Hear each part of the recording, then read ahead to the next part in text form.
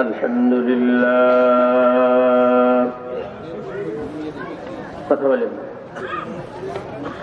الحمد لله كفى وسلام على عباده الذين اصطفى أما بعد فأعوذ بالله من الشيطان الرجيم بسم الله الرحمن الرحيم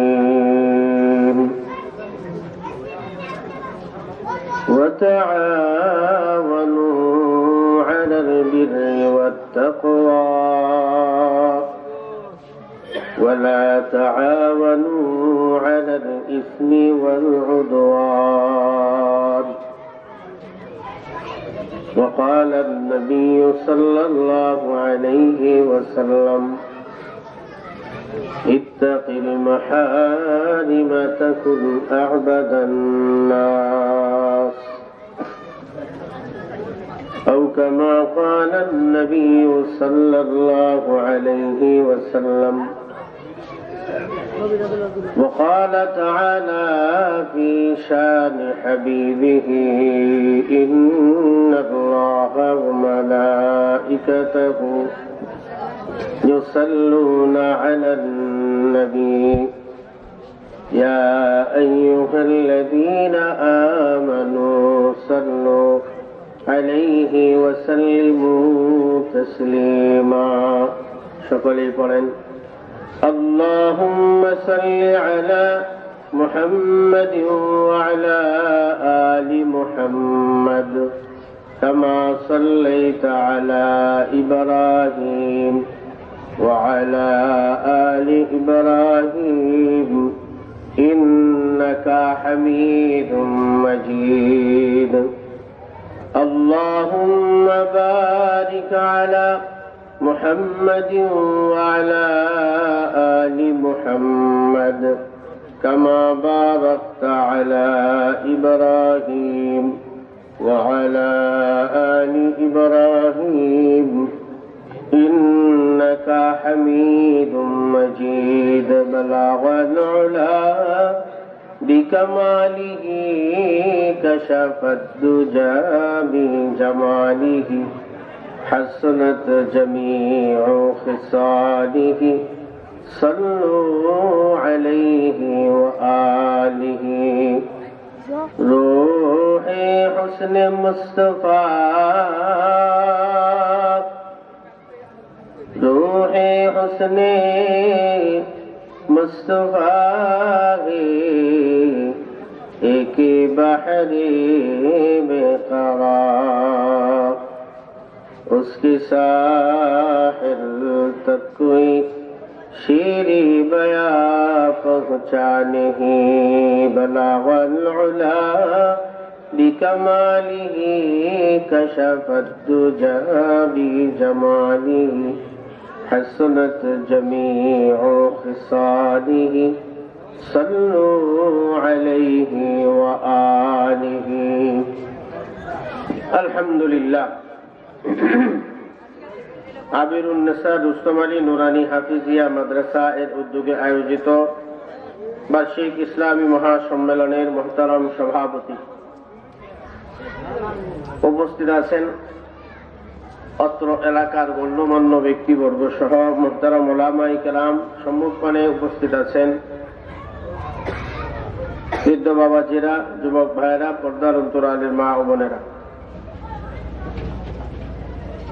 আজকের এই মাহফিলের শুরু থেকে পর্যন্ত বুজুর্গ উলামায়ে কেরাম আলোচনা করেছেন বিশেষভাবে মুফতি জাহিদ হাসান নাটুরি সাহেব হাফেজ মাওলানা আবুল হাসান তারাশি সাহেব প্রত্যেকেই আপনাদের সামনে কোরআন হাদিস থেকে জ্ঞান গর্ব আলোচনা করেছেন মাহফিলের ভলান্টিয়ার ভাইরা যারা আছেন আপনারা একটু মাহফিলের এই প্যান্ডেলের সামনে অনেক বাচ্চারা কথা বলতেছে এদেরকে এখান থেকে সরায় দেন এদেরকে এখান থেকে সরান আর স্টেজের পিছনে ডাইনে বাঁয়ে কেউ কথা বলবেন না চুপ থাকবেন এইগুলা মাহফিলের সাথে চরম বেয়াদবি হয়। বিশেষভাবে আমি এই জন্য বলতেছি, কারণ নিজেও গুনাহগার হব না, আপনারাও গুনাহগার হবেন না। বয়ান করার সময় যদি কেউ অযথা কথা বলে, কবিরা গুনাহ হয়, কবিরা গুনাহ। একটা কবিরা গুনার জন্য 27 বছর জাহান্নামে জ্বলতে হবে। আল্লাহ তাআলা কোরআনে বলেছেন, ফাইদা কুরিআল কুরআনু ফাসতামিউ লাহু ওয়া আনসিতু। যখন তোমাদের সম্মুখে কোরআন তেলাওয়াত করা হয়, তোমরা চুপ থাকো এবং সেটা শোনো। তো আল্লাহ তাআলার এই নির্দেশ যে অমান্য করবে, তার গুনাহ হবে না সওয়াব হবে? আস্তে বলেন কেন, জোরে বলেন।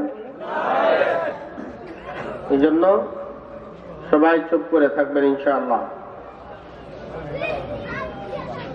আল্লাহ তাআলার অশেষ মেহেরবানি, আমরা শেষ পর্যন্ত মাহফিলে দ্বীনি কথা শোনার জন্য কোরআন ও হাদিসের কিছু কথা শুনে যেন আমল করতে পারি, সেই উদ্দেশ্যে আল্লাহ তাআলা আমাদেরকে এখনো পর্যন্ত বসে থাকার তৌফিক দান করেছেন। সকলেই কালিমাতুশ শুকর আদায় করি, আলহামদুলিল্লাহ। আল্লাহ তাআলা পবিত্র কোরআনে বলেন, লা ইন শাকারতুম লা আযীদান্নাকুম ওয়া লা ইন কাফারতুম ইন্না আযাবী লাশাদীদ। যখন কেউ আল্লাহ তাআলার দরবারে শুকরিয়া আদায় করে, আল্লাহ তাআলা তার জন্য দুনিয়া আখিরাতের নিয়ামত আরো বাড়াইয়া দেন। সুবহানাল্লাহ বলেন।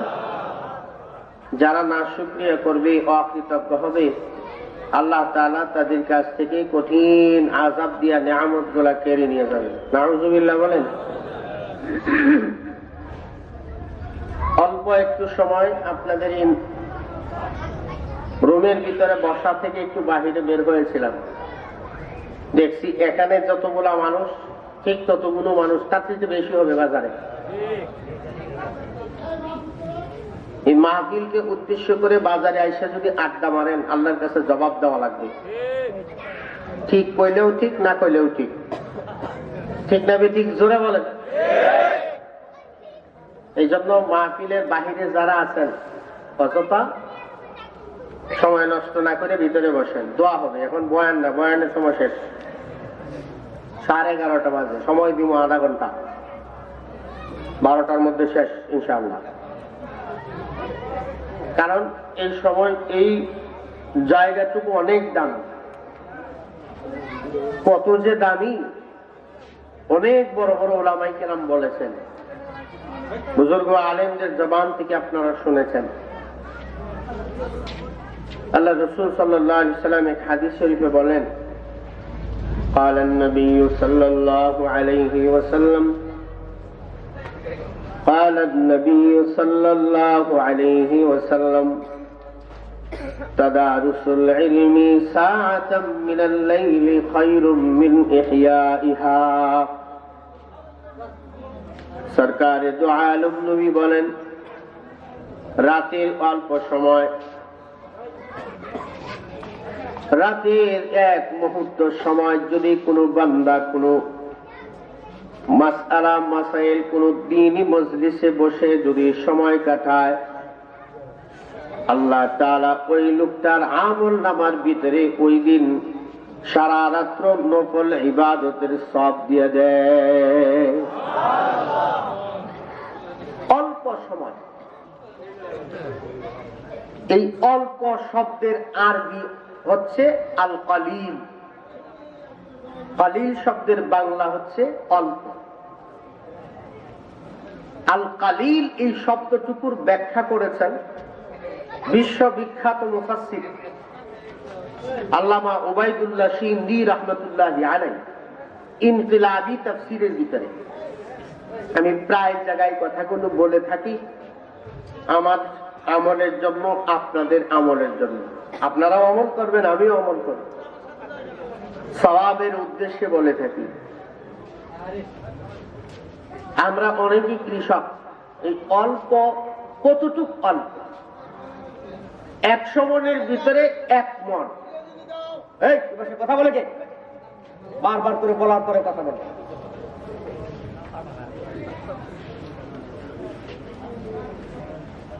100 মনের ভিতরে 1 মন। অল্প না বেশি? আবার 1 মণের ভিতরে 1 কেজি, অল্প না বেশি? 1 কেজির ভিতরে যদি 1 গ্রাম হয় সেটা অল্প না বেশি?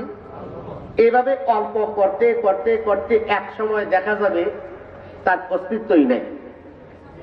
ঠিক না বেঠিক? এখন এই জায়গার ভিতরে আল্লাহ রাসূল যে বললেন যে অল্প সময়, এই অল্প বলতে কতটুক সময়? এই সময়টা কতটুকু? মুফাসসিরিনে কেরাম লেখেন, কৃষক মানুষের উদাহরণ দেন। যেমন মানুষ পুকুরে গোসল করতে যায়, নদীতে গোসল করে, গোসল করার পরে তার পরনের ভেজা কাপড়টা ধোয়ার পরে এভাবে নিংড়ায় না? আপনারা কি বলেন? চিপায়, চিপায়, তাই না? তো চিপ দেওয়ার পরে দেখবেন এই যে ভাঁজটা পুইলা তারপরে এভাবে একটা ঝাড়া দেয়, ঝাড়া দেয় না? এই ঝাড়া দেওয়ার সময় দেখবেন সকালবেলার কুয়াশার মতো, বাষ্পের মতো, ধোয়ার মতো বের হয়। ঠিক না ঠিক? আওয়াজ দিয়া বলেন। এই বাষ্পের একটা কণা বাতাসের সাথে মিলাইয়া যাইতে যতটুক সময় লাগে এতটুককে বলা হয় অল্প সময়। এই এতটুক সময়ও যদি কেউ এমন মজলিসে বসে কোরআন হাদিসের কথা শোনে, সারা রাত্র যদি ঘুমায়াও থাকে, আল্লাহ তার আমল নামায় তাহাজ্জুদ নামাজের সওয়াব দিয়ে দেয়। এবারে অল্প সময় বুঝছেন? এরপরেও কিছু কিছু হাদারাম মানুষ, নামে মানুষ, আসলে মানুষ না, মাহফিলের উদ্দেশ্য করে বাড়ির থেকে আইসা বিভিন্ন জায়গায় বসে আড্ডা দেয়, বিড়ি খায়। ঠিক আসছে কোনটা? তোরা বলেন। রাগ করতেছেন আমার কথা? রাগ করেন না। আগের থেকে হুজুর যেভাবে দমকান শুরু করছে, কেমনে কি করবো? এটা আমার জন্য দমক দেনে, আপনাদের জন্য দিছি। এটার মধ্যেও কামিয়াবি আছে, বরকত আছে। আল্লাহ রাসূল যখন কোরআন তেলাওয়াত করতেন, সাহাবায়ে কেরাম যদি কেউ একটু কথা বলতো, হুজুরের চোখগুলো লাল হয়ে যেত, চেহারা লাল হয়ে যেত। মানে হুজুর সাল্লাল্লাহু আলাইহি ওয়াসাল্লাম এমন আচরণ, এমন বিহেভ দেখতেন সাহাবায়ে কেরাম। হযরত ওমর রাদিয়াল্লাহু তাআলা আনহু বলতেন যে আমার কাছে মনে হচ্ছে যেন যে হুজুরের শরীরে আগুন জ্বলছে, এমন বোঝা যায়। কোরআন তেলাওয়াতের সময় মানুষ কথা বলে কিনা? তো যাই হোক, এই অল্প সময় একটু বসেন, আপনাদেরকে নিয়ে দোয়া করব। আমি মুসাফির অবস্থায় দোয়া করলে আল্লাহ কবুল করেন। সুবহানাল্লাহ বলেন। আল্লাহ রাসূল বলেছেন মুস্তাজাবুদ দাওয়াত 3 জন: মাতা পিতা, মাজলুম, মুসাফির। বাবা মা যদি সন্তানের জন্য দোয়া করে, হাদিসের মধ্যে আসছে আল্লাহ তাআলা এবং বাবা মা দুইজনের মাঝখানে কোনো পর্দা থাকে না। মাজলুম ব্যক্তি যদি একবার আহ বলে চিৎকার করে উঠে, আল্লাহ তাআলা সাথে সাথে কবুল করে ফেলে। যখন কোনো মুসাফির আল্লাহ তাআলার কাছে দোয়া করে, মুসাফিরের দোয়া আল্লাহর কাছে কবুল হয়। আমি আপনাদের জন্য দোয়া করবো। পর্দার আড়ালে অনেক মা বোনেরা আছেন, আপনারাও দোয়া করবেন আমার জন্য ইনশাআল্লাহ। ইনশাআল্লাহ বলেন। শুধু বরকতের জন্য সওয়াবের উদ্দেশ্যে আপনাদের সামনে পুরো আয়াতটাও পড়ি নাই, যেহেতু সময় অল্প। এই আয়াতটুকুর 3 ভাগের 1 ভাগ অংশ আপনাদের সামনে পড়েছি। আল্লাহ রাসূলের লক্ষ লক্ষ হাদিস থেকে ছোট্ট ছোট্ট হাদিসের 2টা শব্দ আপনাদের সামনে পড়েছে। এই আয়াতের অংশ, হাদিসের অংশটুকু সামনে রেখে বরকতের জন্য কিছু কথা আপনাদের সামনে বলতে থাকা। যদি আল্লাহ তাআলা জবানে, আমার জেহেনে যদি আল্লাহ বরকত দেন, হয়তো কিছু কথা আপনাদেরকে শোনাতে পারবো। মাহফিলে যে সমস্ত প্রয়োজন ছিল,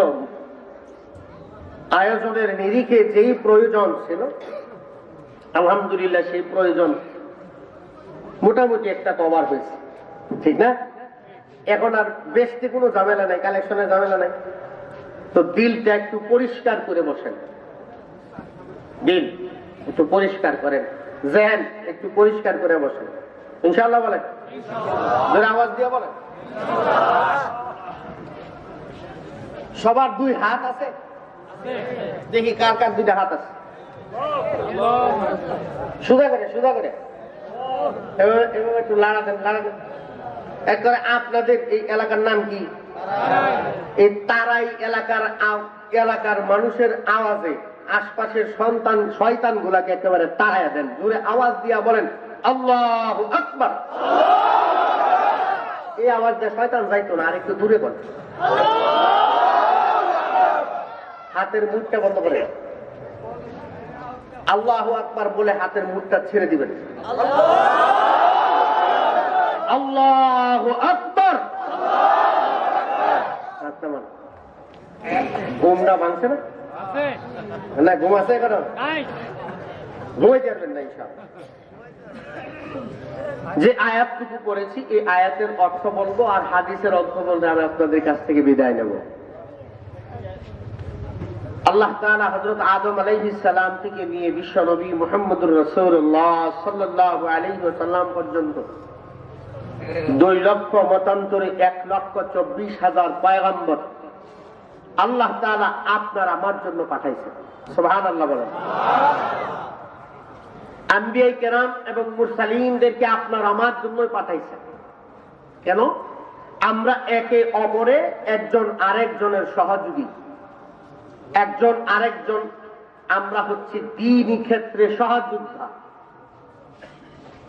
এক ভাই আরেক ভাই, একজন আরেকজনের সাথে বন্ধুত্বপূর্ণ আচরণের ভিতরে একজন আরেকজনের সাথে সহযোদ্ধা, কিন্তু প্রতিদ্বন্দ্বী নয়, প্রতিযোগী। কেমন? বর্তমান প্রেক্ষাপটে প্রত্যেকটা ডিপার্টমেন্টে আমাদের এই জিনিসটার অভাব। যারা উপরের পদে চাকরি করে ছোট গুলারে গাধার মতো খাটায়, আবার ছোট নিম্ন পদে যারা চাকরি করে বড় বসের নির্দেশ মানতে মানতে নিজের বাবারও বসে। উপরের লেভেলের মানুষ যারা ছোট লেভেলের মানুষগুলারে মানুষ মনে করে না, আছে না নাই? অথচ আল্লাহর রাসূল সাল্লাল্লাহু আলাইহি ওয়াসাল্লাম নবুয়তি পাওয়ার পর জাতি গোত্র দল মত নির্বিশেষে প্রত্যেকের স্থান সমান করেছেন। একে অপরের কি হক, সেই হক সুষম বন্টন নীতি আল্লাহর রাসূল শিখিয়েছেন। একে অপরে কেমন আচরণ করবে সেই শিক্ষা আল্লাহর রাসূল দিয়ে গেছেন।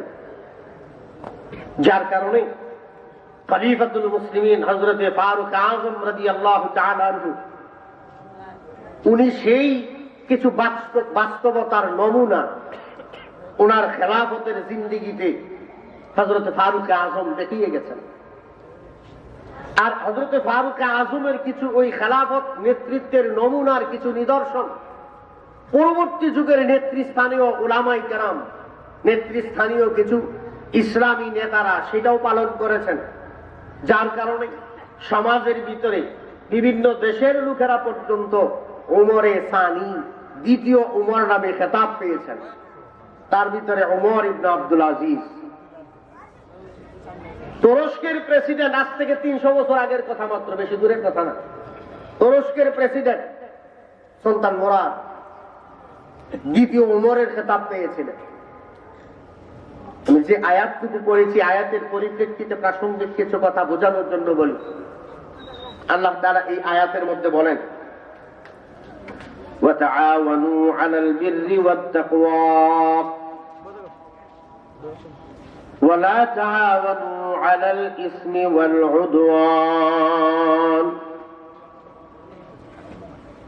আল্লাহ তাআলা বলেন وتعاونوا على البر والتقوى। দুইটা বিষয়ে আল্লাহ তাআলা দুনিয়াতে সব মুমিনদেরকে দুইটা বিষয়ে সহযোগিতা করতে বলেছেন।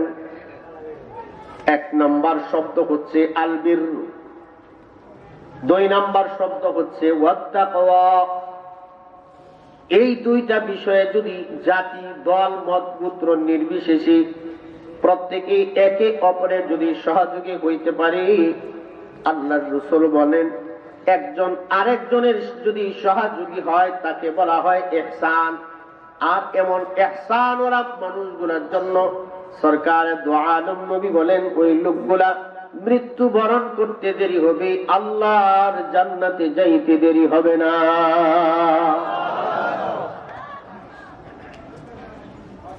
হযরত জিবরিল আলাইহিস সালাতু ওয়াস সালাম সর্বপ্রথম আল্লাহর রাসূলের পাশে যখন আসেন,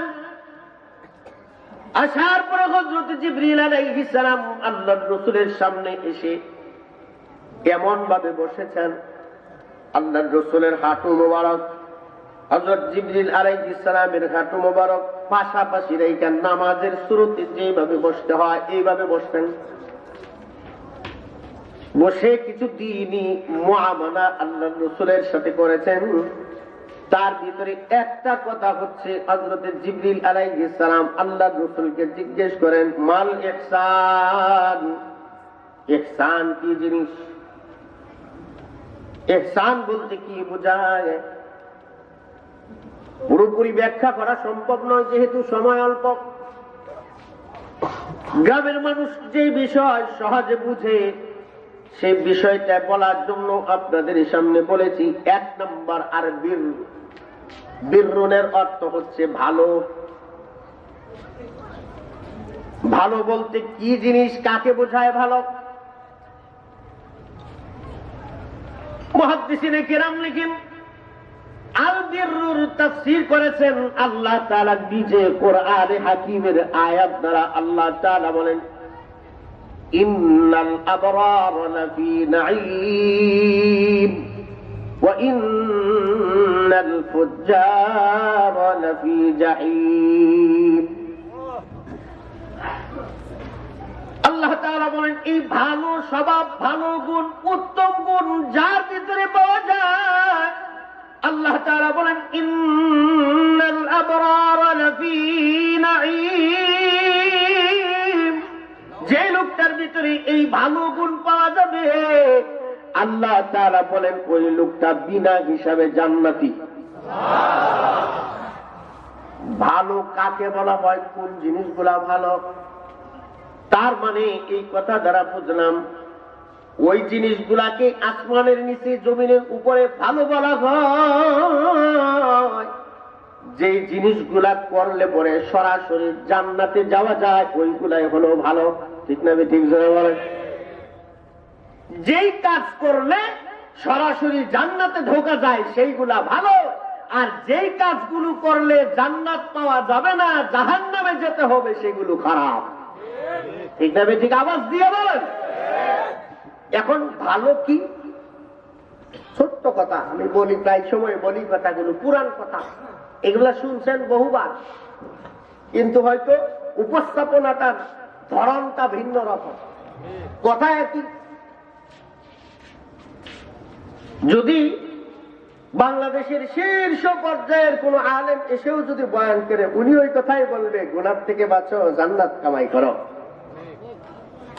প্রত্যেকের কথা একটাই, জাহান্নাম থেকে বাঁচো, গুনাহ কামাই করিও না, জান্নাত কামাই করো। সবাই একই কথা বলবে, কিন্তু কারো উপস্থাপনাটা একটু ভিন্ন রকম, একজনেরটা অন্যরকম। এই এতটুকু পার্থক্য, কথা ঘুরে গেলে একটাই। নাকি টাঙ্গাইল এলাকার আল্লাহ একজন, আবার মধুপুরের এলাকার আল্লাহ আর একজন? আওয়াজ দিয়া কয় না? পিছনের ভাইদের আল্লাহ মনে আরেকজন? হ্যাঁ না, ঘুমাই গেছেন? ঘুমায়েন না, ঘুমায়েন না। তো এই জন্য কথাটুকু ভালো বলতে কি বোঝায়? যে জিনিসগুলা আল্লাহ তাআলার কাছে ভালো, ওই জিনিসগুলা হলো সমাজে ভালো। সারা দুনিয়ার মানুষ যদি তোমাকে ভালো কয়, আর আল্লাহ তাআলার কাছে যদি তুমি খারাপ হও, তাইলে তুমি নিঃসন্দেহে সারা দুনিয়ার মানুষের কাছে ভালো হইলেও আল্লাহর কাছে খারাপ। ভালো কারা? আল্লাহ তাআলা তাদেরকে বলেন, ইন্নাল্লাযীনা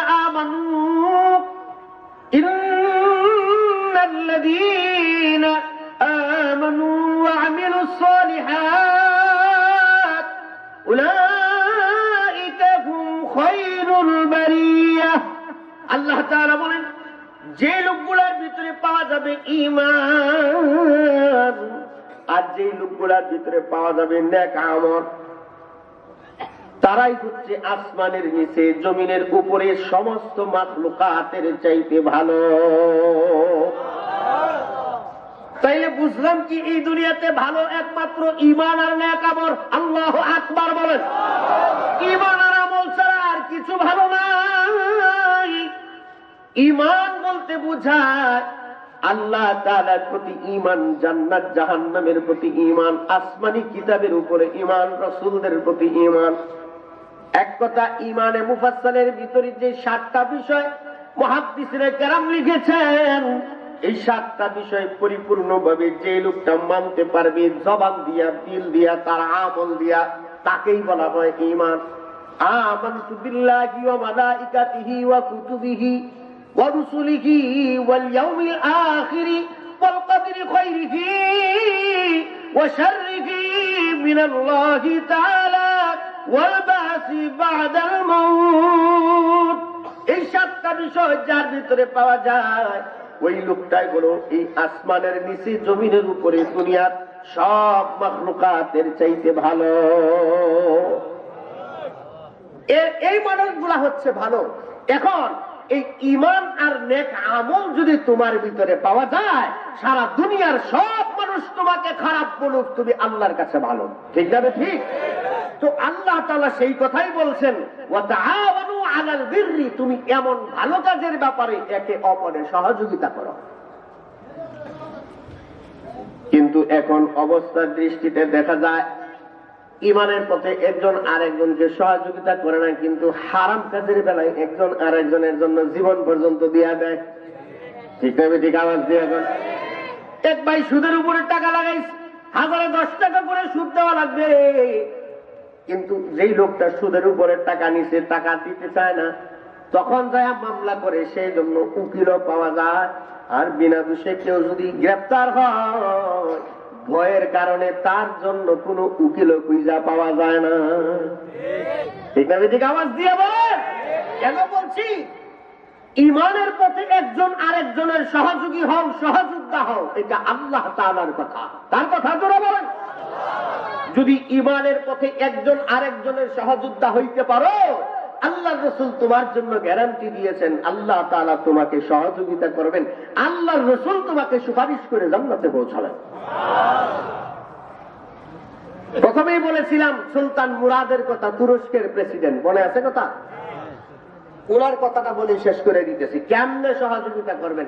দুনিয়ার সব মানুষ আপনাকে খারাপ বলুক, কিন্তু আপনার মূল টার্গেট আমার এলাকার মানুষগুলাকে ইমানদার বানাবো, আমার পরিবারের মানুষগুলাকে আমি পর্দায় রাখবো, আমার পরিবারের মানুষগুলাকে জাহান্নাম থেকে বাঁচানোর চেষ্টা করব। কারণ আল্লাহ তাআলা বলেছেন, ইয়া আইয়ুহাল্লাযীনা আমানু, ইয়া আইয়ুহাল্লাযীনা আমানু কু আনফুসাকুম ওয়া আহলিকুম নারা। আল্লাহ তাআলা বলেন, হে ঈমানদারেরা, তোমার নিজেকে জাহান্নামের আগুন থেকে বাঁচাও, আর তোমার আহল ও পরিবার পরিজনকে তোমার জাহান্নামের আগুন থেকে তুমি বাঁচাও। 1 নম্বর, নিজে তুমি জাহান্নামের আগুন থেকে বাঁচো। 2 নম্বর, তোমার আহালকে তুমি জাহান্নামের আগুন থেকে বাঁচাও। তোমার আহাল বলতে বোঝায় তোমার পরিবার, তোমার আহাল বলতে বোঝায় তোমার সমাজ, তোমার আহাল বলতে বোঝায় তোমার দেশ। তুমি একজন মানুষ, বৃদ্ধ মানুষ, 70টা বছর পার হয়ে গেছে, রাতের অন্ধকারে কনকনে শীতের ভিতরে তুমি মসজিদে নামাজ পড়তে যাও, ফজরের নামাজ পড়তে যাও। 70 বছরের বুড়া মসজিদে যায়, নামাজ পড়তে যায়, কিন্তু পাশের ঘরে শুয়ে আছে তার যুবক ছেলেটা, যুবতী মেয়েটা, তারে নামাজের কথা কয় না। ঠিক না? ঠিক। আওয়াজ দিয়া বলেন। এমন নামাজ দিয়া কোনো লাভ নাই। ওবারে হুইয়া দেখেন, সাইজ করে লাগবো ভিড়াইয়া।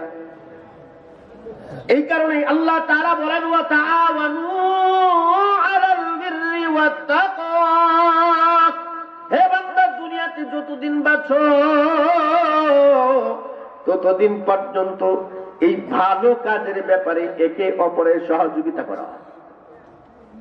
ভালো কাজ, একদম নগণ্য থেকে নগণ্য মানুষ, তিনিও এই কাজে সহযোগিতা করতে পারেন। ছোট্ট কথাটা বলেই শেষ করব। হয়তো সাহাবায়ে কেরামের কথা যদি বলি, অনেকে বলবে, হুজুর উনারা তো মাগফুর, আল্লাহ উনাদেরকে মাফ করে দিচ্ছেন, উনারা বিনা হিসেবে জান্নাত। আপনার আমার মতো মানুষ, সাধারণ মানুষ, বিশেষ এখানে আয়োজন করছেন এলাকার মানুষগুলোকে কিছু দিনই কথা শোনানোর জন্য। ঠিক না? ঠিক। এই জন্য কিছু শিখার চেষ্টা করবেন। আজকে শুধু আপনাদের এই মুরব্বী কিছু লোক সামনে বসা, এই জন্য কিছু উড়াইতেছি, নাইলে আজকে চিন্তা করেছিলাম 12টা বাজবো তো আসসালামু আলাইকুম, 12টা বাজলে উড়া দিতাম, কারণ এটা আমার বেউসুলি। কারণ আপনাদের সামনে এই যে যা 2-4টা কথা বলতেছি, সকাল 7টার থেকে ক্লাসে বসতে হবে। এখন আমি যদি আর 1 ঘন্টা সময় কথা বলি, আমি বাসায় যাব কখন, ঘুমাবো কখন, সকালবেলা ক্লাস করবে কেন? আমি তো শুধু বক্তাগিরি করি না, মসজিদে ইমামতি করি না, মাদ্রাসায় পড়াইতে হয়। কষ্ট নিতেছেন আমার কথা? কষ্ট নিয়েন নাকি? বলছিলাম আল্লাহ যাকে বিচারকের পথে উঠায়, আল্লাহ তারে জ্ঞান দিয়ে উঠায়। ছোট্ট কথাটা বলি, এক দেশে সিয়ন কথা, কিচ্ছা কিচ্ছা, এক দেশে বাদশা নাই। এখন বাদশা বানাইবো কারেন? ছোট ভাই তো আমি অমুক, মাইজা ভাই তো আমি অমুক, মামা তো ভাই তো আমি, ফুয়া তো ভাই তো আমি, না কেউ এটা কিনা। একটা কাজ করছি, তাহাজ্জুদ নামাজের সময় এই রাজ দরবারে যেই ডুববো হেই হবো বাদশা। কেউ ঘুমায় না রাতের বেলা। উদ্দেশ্য কি? বাদশা। তাহলে এক ভিক্ষুক সারাদিন দিকে দিকে কই যা ডাক্তি ফুচকার লয়ে যে সময় যায়, দেখে যে বৃষ্টি পড়তেছে, আবার শীত, কই যায় রাত্রেবেলা উঠবে, আস্তে আস্তে রাজ দরবার দেখে খোলা, বাকি সব মানুষ ঘুমো। উনি যায় রাজ দরবারের ভিতরে ঢুকছে, ঢুকিয়া উনার পোটলাটা মাথার তলে দিয়ে ঘুমাই দিচ্ছে। আস্তে আস্তে বাকি সবাই আসছে, আসার পরে দেখে বেড়া ঘুমাই দিচ্ছে। এই যে আমাদের বাদশারে পাইছে, আসলে কি বাদশা না ভিক্ষুক? দর্শন ভিক্ষুকটা একটু চালাক প্রকৃতির আছে, তো ব্যাপার কি আমার এমনি ধরলো কাজ। উনি মনে করছে আজকে গেছি শেষ, মানে আমার আজকে ফাঁসি দিয়ে নেই। ধরছে, দুজনে ধরে দাঁড় করেছে। তারপরে দেখে ওই দেশের আবার নিয়ম হলো, যারা ফাঁসি দেওয়া হয় তারা রাজ পোশাক পরায়া, রাজ সিংহাসনে বসায়া, তারপরে তারা ফাঁসিতে নেওয়া হয়। দেখে যে রাজ পোশাক পরাইছে, হ্যাঁ তো আত্মার পানি নেই, রাজ পোশাক পরাইছে মানে তারা ফাঁসি দিব, নিয়ে রাজ সিংহাসনেও বসাইছে। এবারে কয়েক দয়া মায়া শেষ। তখন বলতেছে, প্রিয় ভাইরা আমার, আমাদের দেশের বাদশা পেয়ে গেছি। আমাদের নিয়ম ছিল তাহাজ্জুদ নামাজের সময় রাজ দরবারে যাকে এসে পাওয়া যাবে সেই হবে আমাদের রাজ্যের বাদশা। আজকে যেহেতু তাকে পাওয়া গেছে, তিনিই আমাদের বাদশা। কহির যাই হোক, গুলি লেগে গেছে আজকে, আল্লাহ যারে দে চাপড় মেরে দেয়। বাদশাহী চলতেছে। কয়েকদিন পরে তার উজির নাজির যারা আছে তাদেরকে বলতেছে, একটা কাজ করো, আমার 2 হাতে 2 জনে ধরো। ধরছে, যমুনা নদীর পার দিয়ে আমার একটু লয়ে ঘুরে আসো, একটু বাতাস খায় আসি। তখন যমুনা নদীর পার দিয়া তারা 2 জনে ধরে লয়ে ঘুরে। মাঝখান থেকে চালাক উজির আছে না, চালাক উজির, বাদশা একটা কথা কইতাম, যদি মনে কিছু না নেন রাগ করবেন না তো? না করবো না। দেখে আপনি আসিলেন ফহি, ওইছেন বাদশা। আগের বাদশাও আমাদেরকে আমাদের 2 জনের 2 কান্দে হাত দিয়া এভাবে নদীর পার দিয়া ঘুরতো আর বাতাস খাইতো। তো আপনি বাদশাহী মেজাজ পাইলেন কেন? আপনি তো ভিক্ষা করছেন। ফহিরে কয়, আরে গাদা, আল্লাহ যারে ফকির থেকে বাদশা বানাইতে পারে, সেই আল্লাহ বাদশার জ্ঞান ওই ফকিরের মাথায় ঢুকাইতে পারে। কথা। এজন্য সমাজের নেতৃত্ব যারা দেয়, কিছু কিছু ভাইয়েরা আছে একেবারে নিম্ন শ্রেণীর একজন মানুষ যখন নেতৃত্বে আসে, তখন তারে দেখে নাক ছিটকায়।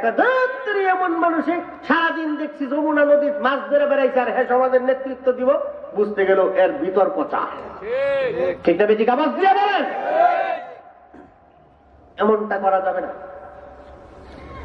এখন সুলতান মুরাদ বলতেছে, আচ্ছা মানলাম তার এই অপরাধ 2টা আছে, তোমরা কি কেউ দেখছো? হুজুর আমি দেখছি। তো কি দেখছো?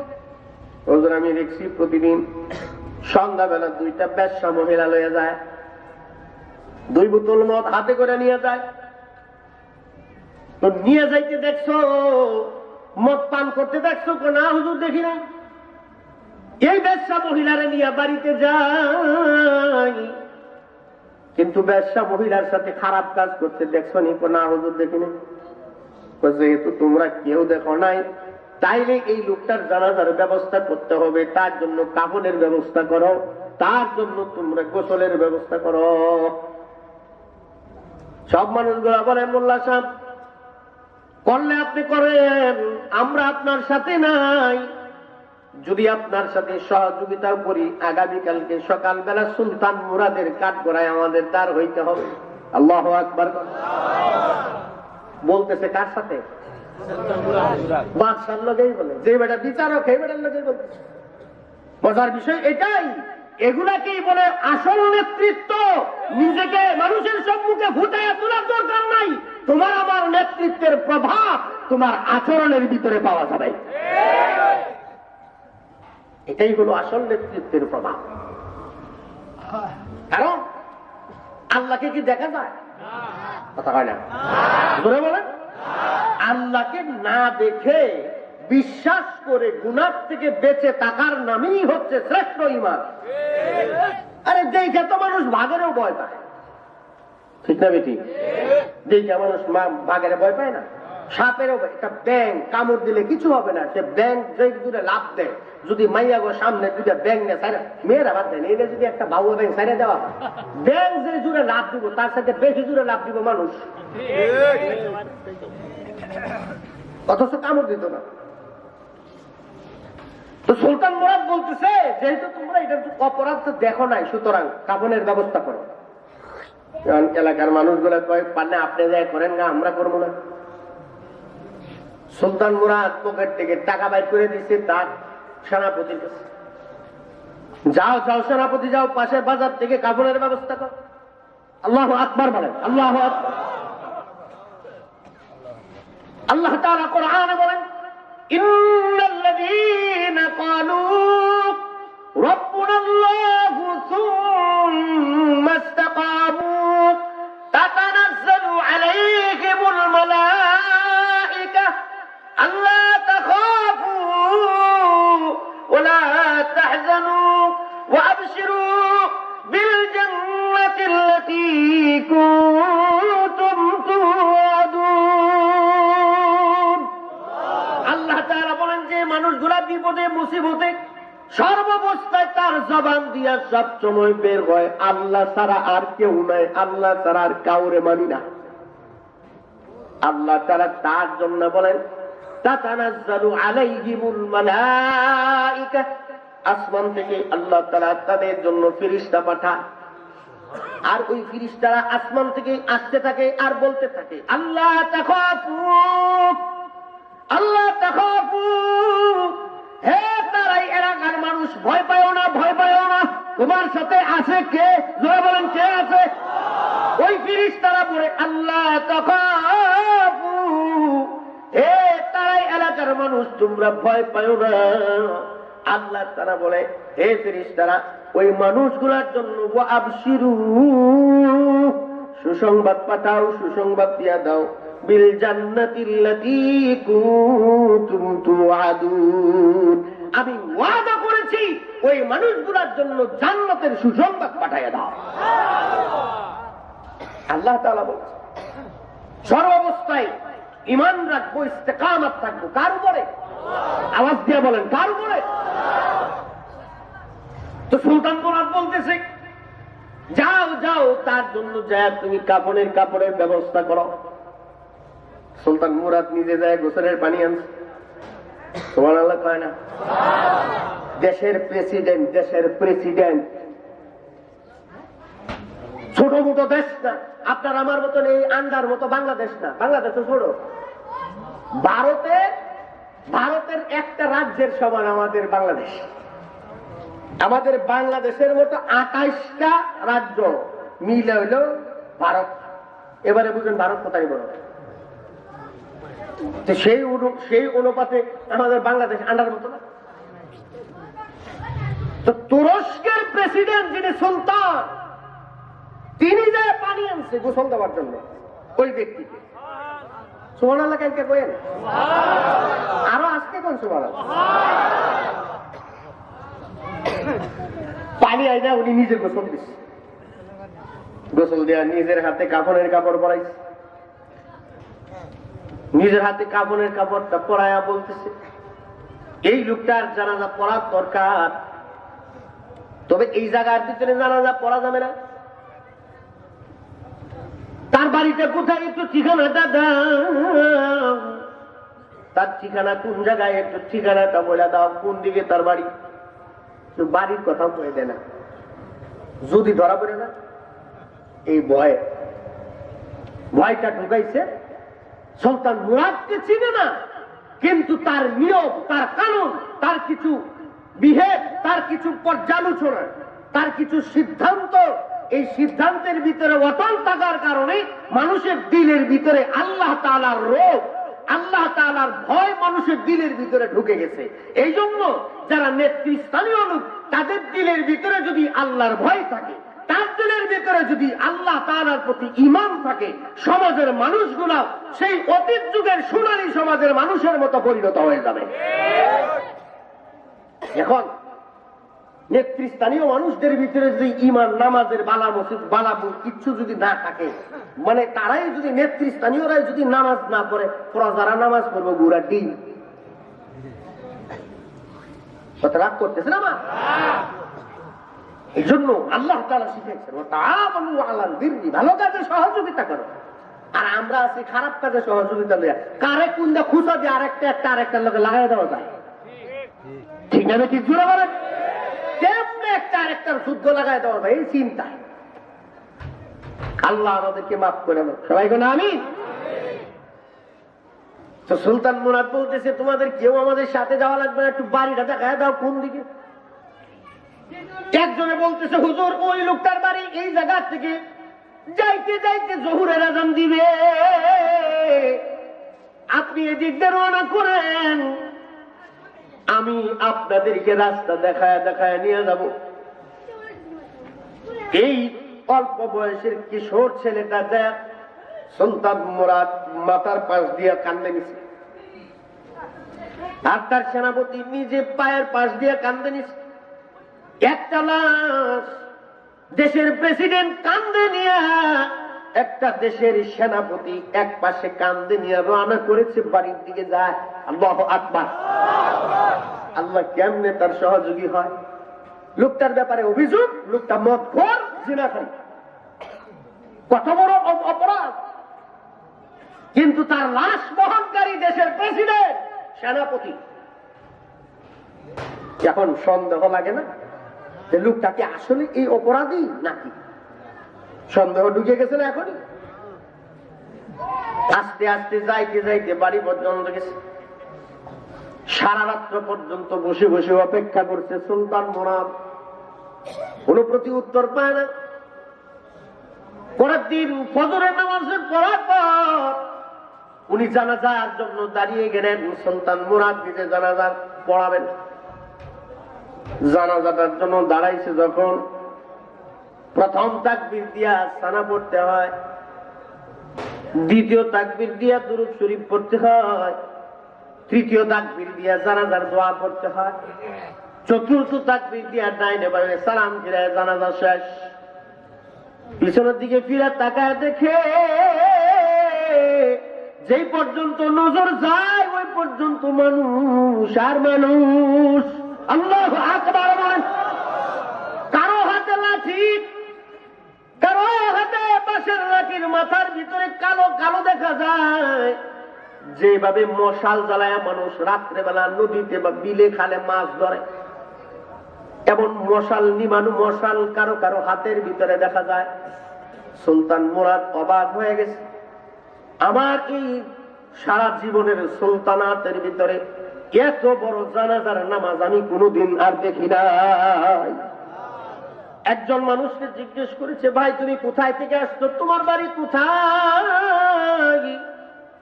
ওই লোকটা বলতেছে, হুজুর আমার বাড়ি এই জায়গা থেকে বহুত দূরে, যাইতে যাইতে সন্ধ্যা হয়ে যাবে।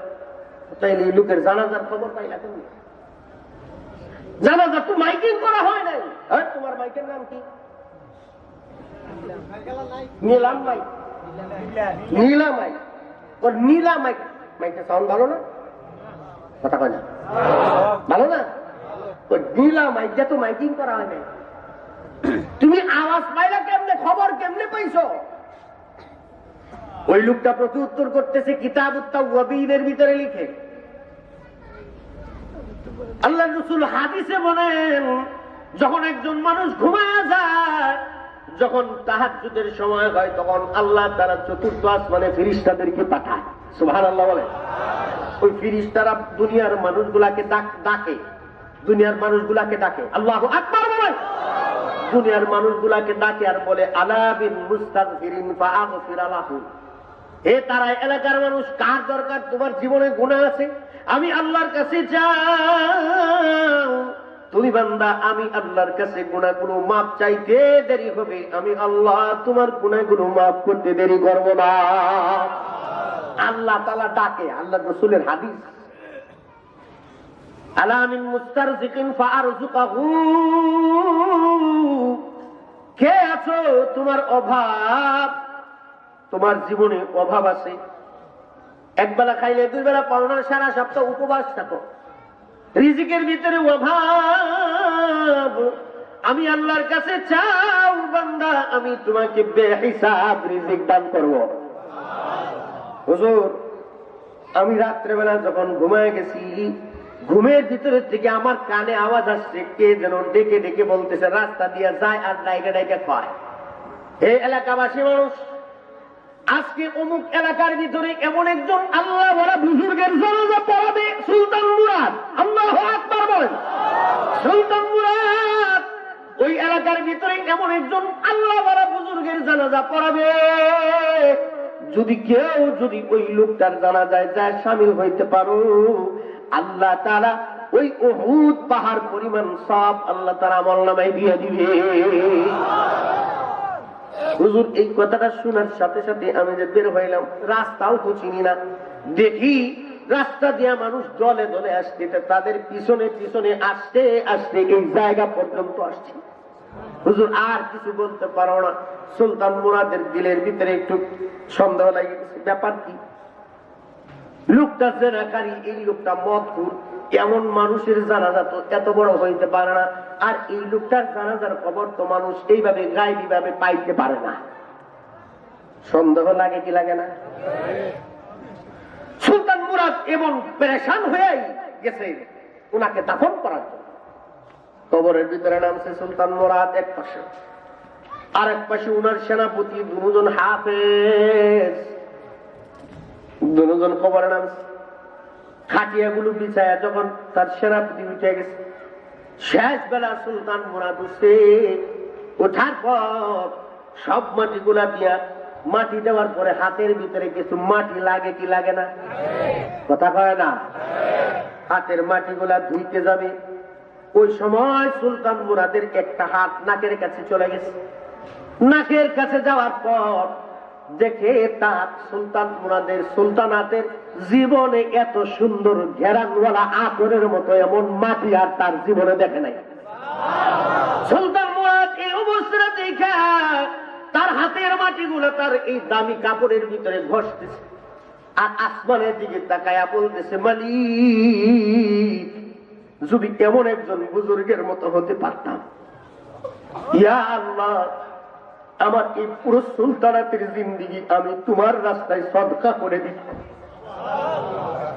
সুলতান মুরাদ এই মাটিগুলা তার শরীরে মারতেছে। তার সেনাপতি যায় বলতেছে, ওগো সুলতান, আপনি এই মাটিগুলা এইভাবে শরীরের ভিতরে মারতেছেন কেন?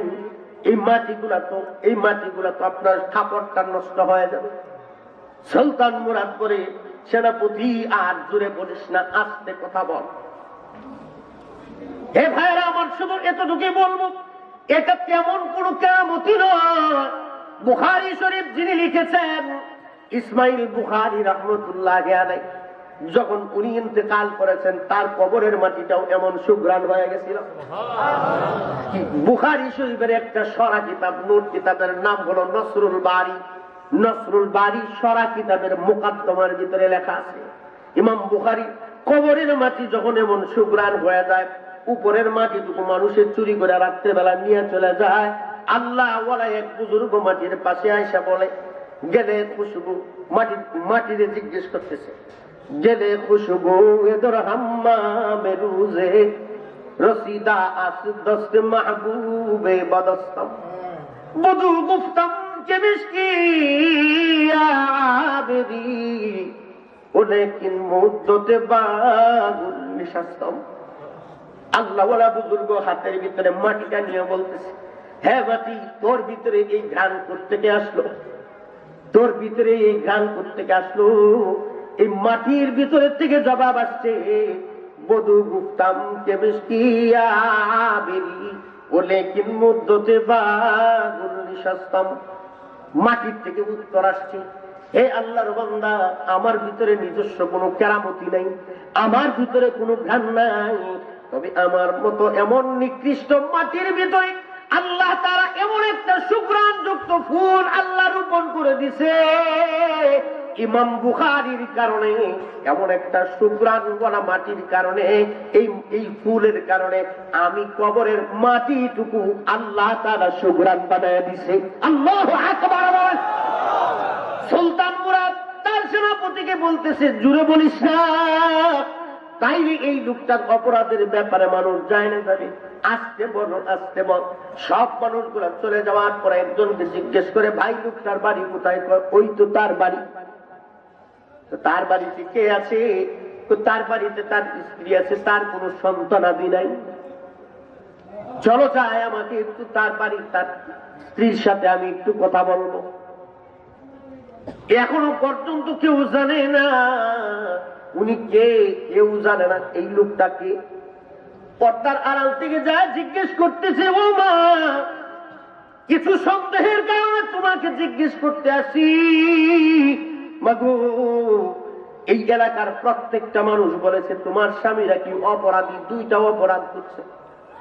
ও মা, এই দুইটা অপরাধ আসলে কি তোমার স্বামী করছে নাকি জানতে আসছে। ভেতরের থেকে আওয়াজ আসছে, আপনি কি অপরাধ জানতে চান? সুলতান মুরাদ বলে, ও মা, আমার পরিচয় আমি পরে দেব, আগে আমার পরিচয় দিচ্ছি না। আগে বলো, তোমার স্বামী কি প্রতিদিন 2 বোতল মদ নিয়ে আসতো? কয়, হ্যাঁ হুজুর, আমার স্বামী 2 বোতল মদ নিয়ে বাড়িতে আসতো। তোমার স্বামী 2টা বেশ্যা মহিলা বাড়িতে নিয়ে আসতো? কয়, হ্যাঁ, আমার স্বামী প্রতিদিন 2টা বেশ্যা মহিলা নিয়ে বাড়িতে আসছে। তাইলে তো এলাকার মানুষ যা বলছে তা সত্য। যে এই কথাটা উনি বলছেন, ভিতরের থেকে আওয়াজ আসছে, হে আল্লাহর বান্দা, আমার স্বামীর ব্যাপারে এত বড় তোহমত দিবেন না, আল্লাহর গজব পড়বে আপনার উপরে। আল্লাহু আকবার বলেন। হে আল্লাহর বান্দা, আমি সব সময় আমার স্বামীরে বুঝাইতাম, আমি যখন রাস্তা দিয়া বের হইতাম, এলাকার মানুষগুলা আমাকে বলতো, এই যে দেখ মদখুরের বউ যায়, জিনাকারীর স্ত্রী যায়। আমি প্রতিদিন আমার স্বামীর পা গুলা ধুইয়া দিতাম, আমি বলতাম, স্বামী গো, এই কাজগুলা আর করবেন না, কারণ এলাকার মানুষগুলা বলেছে যদি আপনি মারা যান তাইলে আপনার জানাজাও কেউ পড়বে না, আপনার কবরেও কেউ নামবে না, আপনার কাপড়ের কাপড়ও কেউ পরাবে না, এমনকি আপনার শেষ গোসলটাও পর্যন্ত কেউ দেবে না, আপনি এই কাজগুলো আর করবেন না। আমার স্বামী আমাকে বলতো, হে স্ত্রী, জেনে রাখো, ইন্নাল্লাযীনা ক্বালু রাব্বুনাল্লাহ, যে লোকটা আল্লাহ তাআলার প্রতি পরিপূর্ণ ইস্তেকামত থাকে, লা খাউফুন আলাইহিম ওয়া লা হুম ইয়াহজানুন, দুনিয়াতেও তার কোনো ভয় নাই, পরকালেও তার কোনো ভয় নাই। আল্লাহু আকবার। তুমি জেনে রাখো, তোমার সাক্ষী রেখে বলে গেলাম, দেখবা আমি ইন্তেকাল করার পরে আমার জানাজার নামাজ পড়াবে সুলতান মুরাদ, আমার কাফনের কাপড় পরাবে সুলতান মুরাদ, আমার গোসল দিবে সুলতান মুরাদ, আমার কবরেও নামাবে সুলতান মুরাদ। জেনে রাখো, জেনে রাখো, আমি সাক্ষী রেখে বললাম, আল্লাহর কসম, আমার জানাজা দুনিয়ার কেউ না পড়াতে আসুক, এই দুনিয়ার ভিতরে আমার জানাজাটুকু দুনিয়াতে ইতিহাস হয়ে থেকে থাকবে। আল্লাহু আকবার বলেন। ভিতরের থেকে বলতেছে, ওগো আল্লাহর বান্দা, আমার স্বামীর কথা মোতাবেক আমার ধারণা আপনি হলেন তুরস্কের সুলতান, সুলতান মুরাদ। অথচ উনিও কিন্তু ছিলেন না, দেখাও নাই। হুজুর, আপনি আমার স্বামীর ব্যাপারে এমন তুহমত গুলা দিয়েন না, কারণ আমার স্বামী প্রতিদিন 2 বোতল মদ নিয়ে আনছে। কি করছে এখনো বলি নাই। আমার স্বামী 2টা ব্যবসা মহিলা নিয়ে বাড়িতে আসতো, কি করতো এখনো বলি নাই। হুজুর, ওই যে পর্দাটা উঠায় দেখেন, ওই পর্দার আড়ালে কি আছে দেখেন। সুলতান মুরাদ নিজের হাতে পর্দাটা উঠায় দেখে পশ্চিম দিকে ফিরায় 2টা জায়নামাজ বিছানো। ওই লোকের স্ত্রী বলে, হুজুর, এই যে 2টা জায়নামাজ বিছানো আছে, প্রতিদিন আমার স্বামী 2টা বেশ্যা মহিলা নিয়ে বাড়িতে আসে, আমি নিজের হাতে তাদেরকে সুন্দর করে গোসল দিয়ে দিতাম, আমি তাদেরকে সুন্দর করে কাপড়টা পরায় দিতাম, সুন্দর করে কাপড়টা পরায়া আমি তাদেরকে সুন্দর করে ঘুমটা দিয়া এই 2টা জায়নামাজের ভিতরে এনে তাদেরকে দাঁড় করায় দিতাম। পর্দার আড়াল থেকে আমার স্বামী সেজদায় পড়ে কাঁদতো আর আল্লাহর কাছে বলতো, আল্লাহ, হেদায়েতের মালিক তুমি, হেদায়েতের মালিক আমি না। আল্লাহ, আমার কাজ ছিল ওয়া তাআওয়ানু আলাল বিররি ওয়াত তাকওয়া ওয়া লা তাআওয়ানু আলাল ইসমি ওয়াল উদওয়ান। আল্লাহ, আমার কাজ ছিল শুধু ভালো পথে উঠায় দেওয়া। আল্লাহ, হেদায়েতের মালিক তুমি, আল্লাহ, আর কেউ না। আল্লাহ, আমি তো তোমার পথে আইনা উঠায় দিছি।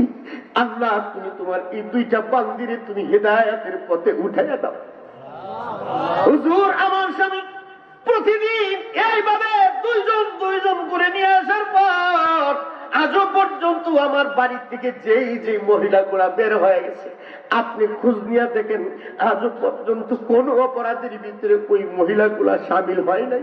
হুজুর, আপনি খোঁজ নিয়ে দেখেন। হুজুর, 2 বোতল মদ নিয়ে আসতো আমার স্বামী, কি করতো বলি নেই। হুজুর, বাড়ির পিছনে যা দেখেন একটা বড় নালা আছে, প্রতিদিন তাহাজ্জুদের সময় আমারে ধইরা উঠাইতো, আমারে ধইরা উঠায়া ওই নালার পারে নিয়ে যাই।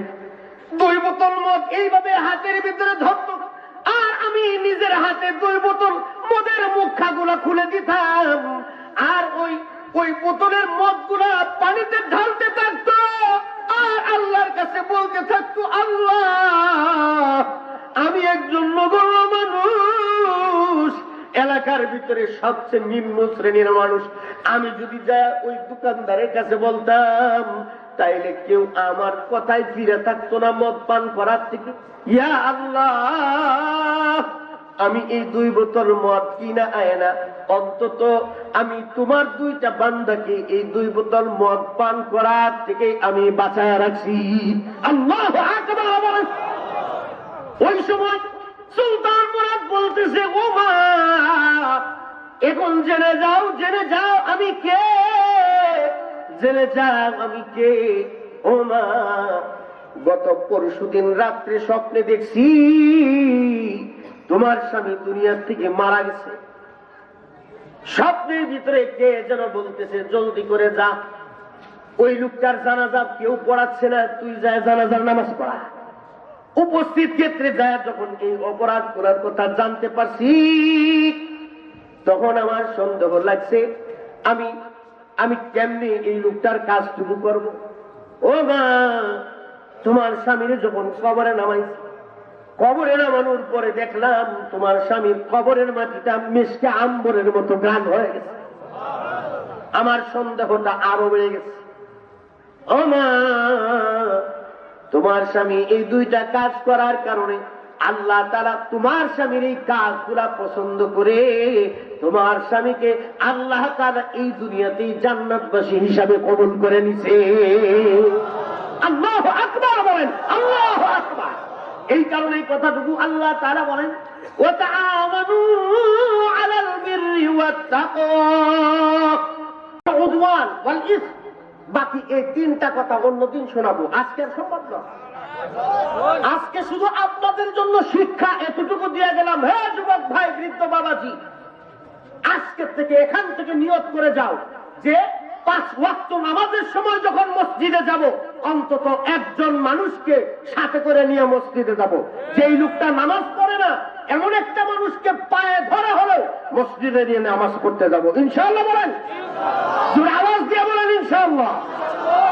যথাসম্ভব চেষ্টা করব। এই যে আমার পাশে 2টা ছেলে দেখছেন, কোন তো এরা কি আলেম না? আলেম না,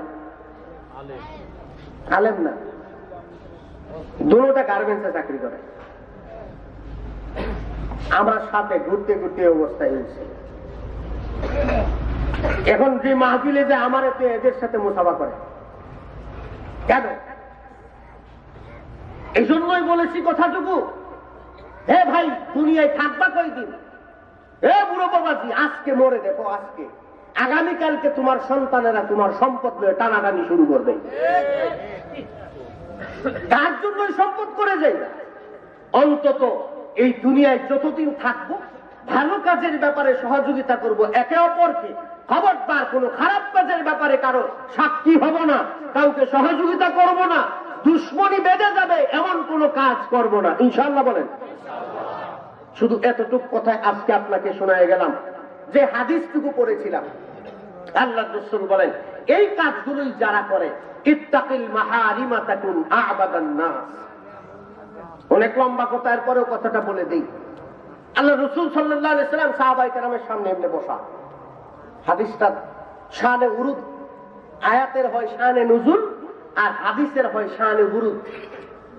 কোন সময় এই হাদিসটা আল্লাহ রাসূল বলেছেন, সাহাবায়ে কেরামকে বলতেছে, মাইয়া'মালু বিহিন্না আও ইউআল্লিমু মাইয়া'মালু বিহিন্না। কে আছো তোমাদের ভিতরে?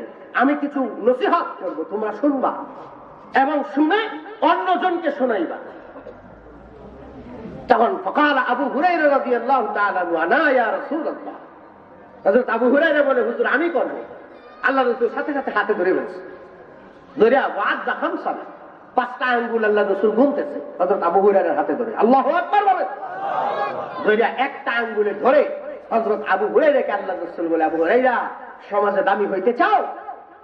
সমাজে নেতৃস্থানীয় হইতে চাও? সমাজে সম্মানী হইতে চাও? আল্লাহর কাছে দামি হইতে চাও? আল্লাহর কাছে সম্মানী হতে চাও? ইত্তাকিল মাহারিমা তাকুন আ'বাদান নাস। এই দুনিয়াতে হারাম কাজগুলো ছাড়ো, তাইলে আল্লাহ তাআলা তোমাকে সমাজের নেতৃত্বে উঠায় দিবে। আল্লাহু আকবার বলেন। এ ভাই, হযরত ওমর রাদিয়াল্লাহু তাআলা আনহু কি ধন সম্পদ ছিল? সাহাবায়ে কেরামদের ভিতরে সবচেয়ে বেশি সময় খেলাফতের মসনদে আসীন ছিলেন হযরত ফারুক আযম। কেউ বলেছে 12 তালি, কেউ বলেছে 16 তালি। এমন 16 তালির জামানিয়া জেরুজালেম, সেই রোম দখল করেছিল হযরত ওমর। কেন? যাইতে যাইতে মদিনা, যখন লম্বা কথা বলতে হয়, যাইতে যাইতে যখন রোম পর্যন্ত ঢুকছে, দেখে রোমের অন্যান্য নেতৃস্থানীয় লোক দেখে যে 2 জন লোক আসতেছে, একজন উটের উপরে ছোয়ার হইয়া আর একজন রশি টাইনা নিয়ে আসতেছে। রশি টানতেছে হযরত ওমর, আর উটের উপরে বসা হযরত আসলাম রাদিয়াল্লাহু তাআলা। হযরত আসলাম হযরত ওমরের গোলাম, ভাগে পড়েছিল, হযরত ওমর টেনে নিয়ে যাবে। হযরত আসলাম বলেছিল, হুজুর আপনি উঠেন, আমি আপনাকে টেনে নিয়ে যাই। হযরত ওমর বলে, হে আসলাম, তুমি কি চাও আমি ওমরের ইতিহাসটা বেইনসাফির খাতায় উঠো? এটা কি তুমি চাও? আজকে তুমি আমার ক্ষমতার কারণে আমাকে তুমি উটের উপরে উঠায়া আমাকে তুমি রশি টেনে নিয়ে যাইবা, আর কিয়ামত পর্যন্ত মানুষ এই কথাগুলো বলবে হযরত ওমর খলিফা ছিলেন বোধহয়, সে হযরত আসলামকে তার হকটুকু বুঝায় দেয় নাই। এমন বেইনসাফের কাঠগড়ায় আমি আল্লাহ তাআলার সামনে উঠতে পারবো না। তুমি উটের কাঠগড়, উটের উপরে উঠো, আমি ওমর তোমাকে টেনে নিয়ে যাবো। আল্লাহু আকবার বলেন। এই জন্য প্রথম বলেছি, এই কথার ভিতরে নেতৃস্থানীয় ভাইদের কিছু শিক্ষা আছে। যদি এই শিক্ষায় শিক্ষিত আপনি আমি হতে পারি, তাহলে জনগণের রিলিফের মাল আর অন্য কেউ চুরি করে খাইতে পারবে না। अल्लाह আমাদেরকে সহি বুঝদান করুন। সবাই বলি আমিন। ইয়া রব, जो कुछ हुआ तेरे करम से हुआ और जो कुछ होगा तेरे करम से होगा। আজকে শুধু এতটুক সবক আপনাকে দিয়ে গেলাম, ভালো কাজের ব্যাপারে সহযোগিতা করব ইনশাআল্লাহ। যদি আওয়াজ দিয়ে বলেন, আরেকটু জোরে বলেন।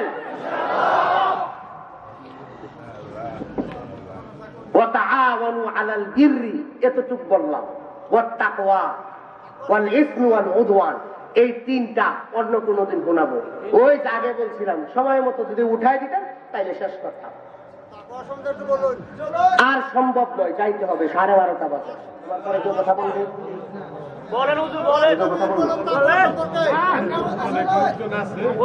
আজকে নয়, অন্যদিন ইনশাআল্লাহ। আমি তো আপনাদের টাঙ্গাইলে রাখার পুরান মানুষ।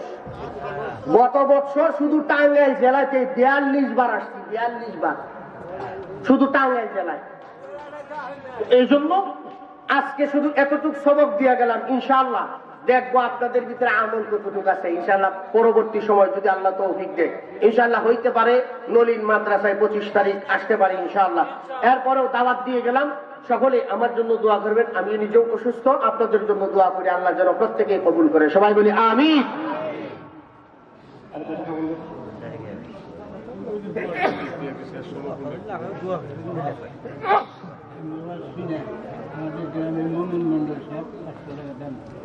মাদ্রাসা আলহামদুলিল্লাহ। মুমিন মন্ডল সাহেব আমাকে 500 টাকা হাদিয়া দিচ্ছে। আলহামদুলিল্লাহ বলেন, জোরে আওয়াজ দিয়া বলেন। মানে তার মানে 500 টাকা হাদিয়া পেয়েছে, তাহলে মনে আরো কইব তাড়াতাড়ি যে না। তবে একটা কথা বলি, সারা জীবন আকাম কুকাম 13 ফরজ সব করছেন। আকাম কুকাম 13 ফরজ বুঝেন? বুঝেন নাই? মানে যা আছে সব অপরাধ করছে, কিন্তু মৃত্যুর আগে যদি একবার কালিমাটা আপনার জবানে নসিব হয়ে যায়, লা ইলাহা ইল্লাল্লাহ মুহাম্মাদুর রাসূলুল্লাহ, বিনা হিসাবে জান্নাতি। সুবহানাল্লাহ। এত আসতে কইলেন? আর আওয়াজ নাই? আপনাদের এলাকার নামটা হলো তারাই। কি নাম? মানে তারায় দেওয়া। তারায় দেওয়া তার মানে আপনারা এখানে বসে এমন ভাবে বলবেন যাতে শয়তান তারাইতে পারেন। তো যেমনি প্যারালাইসিস রোগীর মতো লা ইলাহা ইল্লাল্লাহ কইতেন, শয়তানকে মারাই তো আগায় যায়।